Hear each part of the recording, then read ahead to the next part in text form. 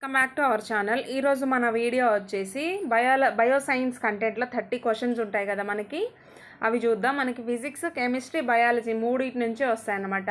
24 bits, remaining 6 bits వచ్చేసి methodology. ఓకేనా. First question వచ్చేసి, ఈ క్రింది కారణంగా అల్యూమినియం, రాగి, ఇనుము వంటి లోహాలతో వంట పాత్రలను తయారు చేస్తారు. ఓకేనా.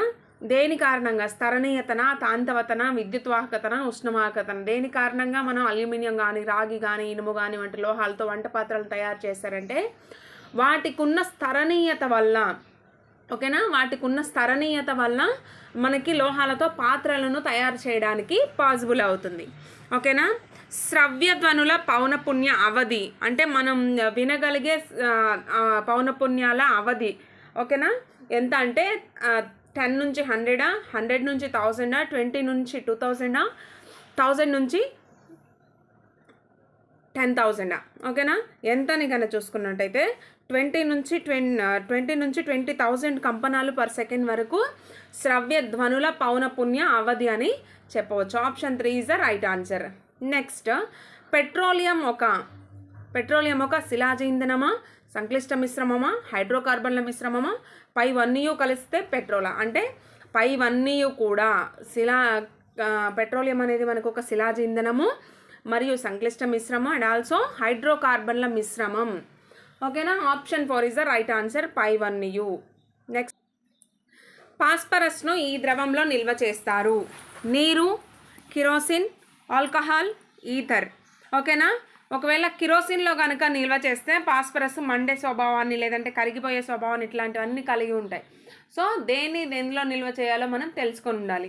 ఫాస్ఫరస్ను నీళ్ళలో మాత్రమే నిల్వ చేయాలి, అంటే మండే స్వభావాన్ని కోల్పోతుంది, మండదన్నమాట. లేదంటే మండే ఛాన్సెస్ ఉంటాయి నీళ్ళలో కాకుండా వేరే ఆల్కహాల్ కానీ కిరోసిన్ లాంటి వాటిలో కానీ స్టోర్ చేసినామంటే. ఓకేనా. బలం యొక్క SI ప్రమాణాలు: kilogram metre per second square, newton, π2 ఏది కాదు. బలం యొక్క SI ప్రమాణం వచ్చేసి kilogram metre per second square అనొచ్చు, లేదా న్యూటన్ కూడా అనొచ్చు, π2.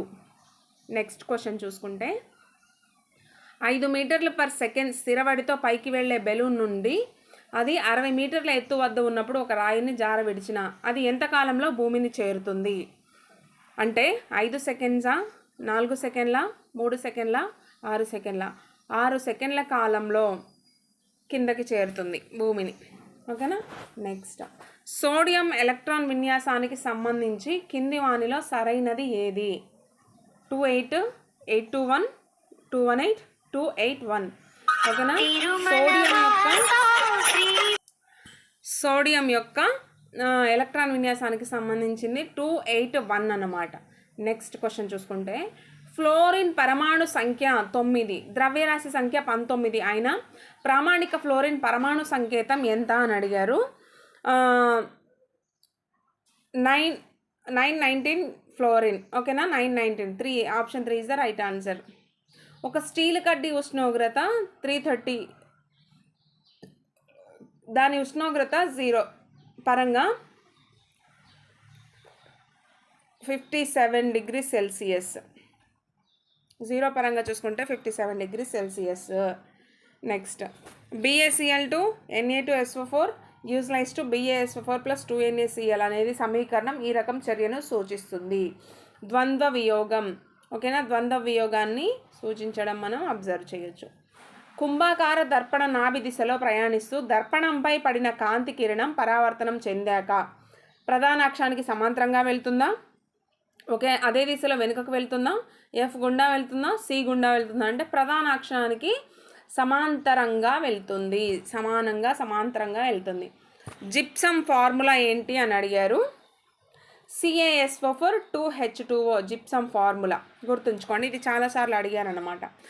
బోధకాలుకు మరో పేరు: ఫైలేరియా, ఫ్లోరోసిస్, పైల్స్, 2 and 3. బోధకాలకు మరో పేరు వచ్చేసి ఫైలేరియా, ఇది ఫైలేరియాసిస్ అని కూడా అంటారు. నెక్స్ట్, రేబిస్ వ్యాధి ఏ సూక్ష్మజీవి వల్ల కలుగుతుంది? బ్యాక్టీరియా, వైరస్, శిలీంధ్రం, శైవలం. రేబిస్ అనే వ్యాధి వైరస్ వల్ల కలగడం జరుగుతుంది. వైరస్. ఇక్కడ వరకు మనకి ఫిజికల్ సైన్స్ అయిపోయింది. ఇప్పుడు బయాలజీ నుంచి బిట్స్ అనమాట. స్ప్రింక్లర్ ఏ సూత్రం మీద ఆధారపడి పనిచేస్తుంది? స్ప్రింక్లర్ వచ్చేసి మనకి నీటి పీడనం మీద ఆధారపడి పనిచేస్తుంది. ఇట్లా ఉంటే వాటర్ ఇలా చిమ్ముతుంది కదా, దాన్ని స్ప్రింక్లర్ అంటాం అన్నమాట. ఆవరణ వ్యవస్థ అనే పదాన్ని మొదటిసారిగా ఉపయోగించిన శాస్త్రవేత్త ఎవరు అన్నారు. ఆన్సర్ వచ్చేసి ఏజీ టాన్స్లే గారు. ఓకేనా, టాన్స్లే. పంట ఉత్పత్తి పెంచడానికి అవసరమయ్యే కారకం ఏంటి? నాటిన విత్తన రకం మంచి రకమై ఉండాలి, నేల స్వభావం లక్షణాలు, నేల స్వభావం మంచిగా ఉండాలి, నీటిని పట్టి ఉంచే శక్తి కలిగి ఉండాలి, అందులో మినరల్స్ అవి కూడా సరిగ్గా ఉండాలి, నీటి లభ్యత, ఎరువులు పోషక పదార్థాల లభ్యత, నీటి లభ్యత కూడా బాగుండాలి, మనం ఎరువులు కూడా మంచిగా ఉండాలి. పైవన్నీ కూడా 4th ఆప్షన్ సరే అవుతుంది. ఓకేనా. సరస్సులో నీటి పై భాగంలో బయటకు కనిపించే భాగాన్ని ఏమంటారు? లిమ్నెటిక్ మండలం. Limnetic, littoral, profundal. ఫస్ట్ పై ఆ భాగం అన్నారు కాబట్టి లిమ్నెటిక్ మండలం అని పెట్టాలి. ఆక్సిజన్ లేకుండా పదార్థాలను మండించడాన్ని ఏమంటారు అంటే పైరాలసిస్ అంటారు. ఓకేనా, ఆక్సిజన్ లేకుండా పదార్థాలను మండించడాన్ని పైరాలసిస్. జీవరాశి ఏర్పడడానికి కావలసిన సేంద్రియ పదార్థాలలో అతి ముఖ్యమైన మూలకాలు ఏమిటి? ఓకేనా, హైడ్రోజన్ మరియు ఆక్సిజన్ అనేవి ముఖ్యమైన కారకాలు అనమాట. కీటకాలను పరాగ సంపర్కంలోకి ఆకర్షించడానికి ఉపయోగపడేవి ఏంటి? ఆకర్షించడానికి అన్నారు కాబట్టి మనకి ఆకర్షక పత్రావళి. ఎర్ర రక్త కణాలు లేని జీవి వానపాము. వానపాముకి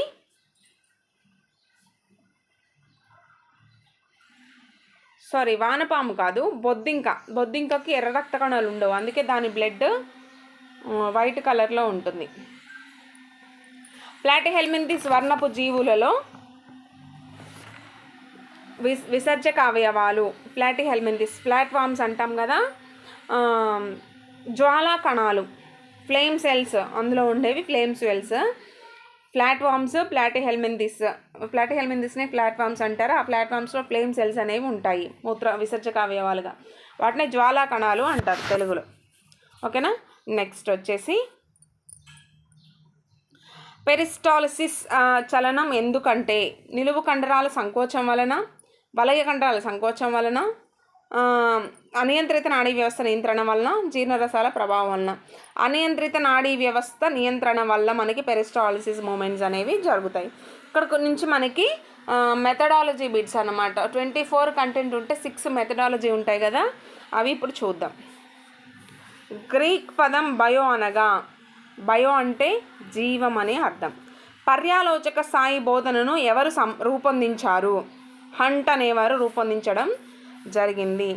American association for advancement of science వారి అభిప్రాయం ప్రకారం విజ్ఞాన శాస్త్రం అంటే ఏమిటి అని అడిగారు. దీని ప్రకారం విజ్ఞాన శాస్త్రం లేదా సైన్స్ అంటే నిరంతరం పరిశీలన, ప్రయోగం, అన్వయం, నిరూపణల ద్వారా మనల్ని గురించి, విశ్వాన్ని గురించి అవగాహన పెంచుకొని సక్రమంగా సరిదిద్దుకునే ప్రక్రియే సైన్స్ లేదా విజ్ఞాన శాస్త్రం అన్నది ఎవరు అంటే American association for the advancement of science వారి అభిప్రాయం ఇది. ఓకేనా. నెక్స్ట్, పాఠ్య ప్రణాళిక వ్యవస్థీకరణలో తరగతి పెరిగిన కొద్దీ విషయానికి సంబంధించిన వలయం విద్యార్థి పొందే జ్ఞానం ప్రతి సంవత్సరం పెరుగుతూ ఉంటుంది. ఈ పద్ధతి ఏమిటి అని అడిగారు. ఇది వచ్చేసి ఏకకేంద్రక పద్ధతి. అభ్యసన అనుభవాలను సాధనాలుగా మూల్యాంకనానికి కేంద్రాలుగా ఉండేవి. ఏంటి వచ్చేసి బోధనా లక్ష్యాలు. బోధన స్థాయిని పెంచడానికి విద్యా లక్ష్యాలను ఆధారంగా చేసుకొని బోధనా పటిమలను వివరించిన వారు ఎవరు? National council for teacher education. Option 3 national council for teacher education. ఇవి మనకి బయో సైన్స్ కంటెంట్కి సంబంధించిన 30 బిట్స్. ఓకేనా. ఇంకా మీకు ఇట్లాంటి మోడల్ పేపర్స్ కావాలంటే కామెంట్ సెక్షన్లో కామెంట్ చేయండి, మరిన్ని చేయడానికి ట్రై చేస్తాను.